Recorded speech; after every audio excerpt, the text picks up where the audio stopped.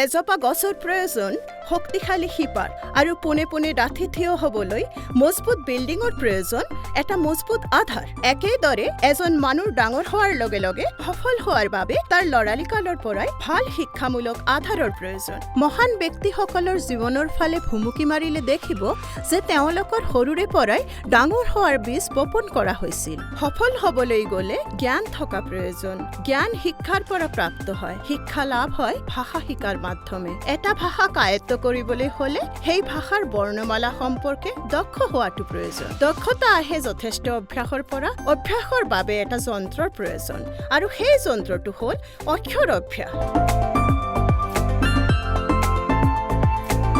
হাইস্কুলৰ পৰা স্নাতকোত্তৰলৈকে সৰহভাগ শিক্ষাৰ্থীয়ে নম্বৰ আৰু ডিগ্ৰী অৰ্জন কৰে, যদিও তেওঁলোকৰ সঠিকভাৱে পঢ়াৰ আৰু লিখাৰ দক্ষতাৰ অভাৱ আছে। আধাৰ ব্যতীত কোনো বিল্ডিং নিৰ্মাণ সম্ভৱ জানো? তেনেহ'লে সেই বিল্ডিং যে কোনো দিন ভাঙি যাব পাৰে। ভাষা হ'ল শিক্ষাৰ আধাৰ, বৰ্ণমালা হ'ল ভাষাৰ আধাৰ। বৰ্ণমালাৰ আখৰ অবিহনে কোনো ভাষা নহয়। প্ৰাক প্ৰাথমিক পৰ্যায়ত যোগদানৰ প্ৰথম দিনৰ পৰাই 3 বছৰত নাৰ্চাৰী, LKG, UKG বা প্ৰথম শ্ৰেণীত শিশুসকলে যোগদান কৰিলে আজি নিম্ন প্ৰেক্ষাপটৰ পৰা শিক্ষা অনাৰ আমাৰ প্ৰচেষ্টাত খাঁজ থকা আখৰেৰে আমি আঞ্চলিক, জাতীয় আৰু আন্তৰ্জাতিক ভাষাত আৰু গুণন সাৰণী থকা স্লেট তৈয়াৰ কৰিছো।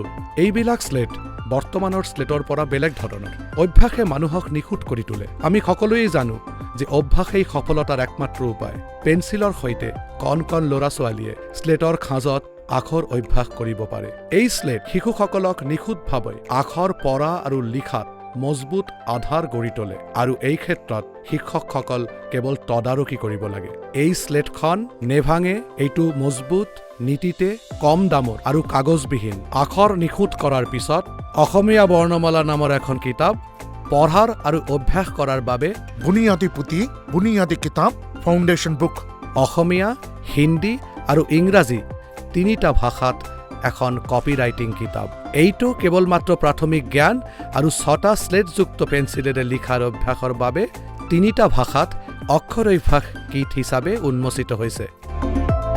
কেৱল শিশুৱেই নহয়, প্ৰাপ্ত বয়সীয়াল আৰু অশিক্ষিত বয়সীয়াল মানুহেও অক্ষৰ অভ্যাসৰ মাধ্যমে অতি সহজেই শিকিব পাৰে।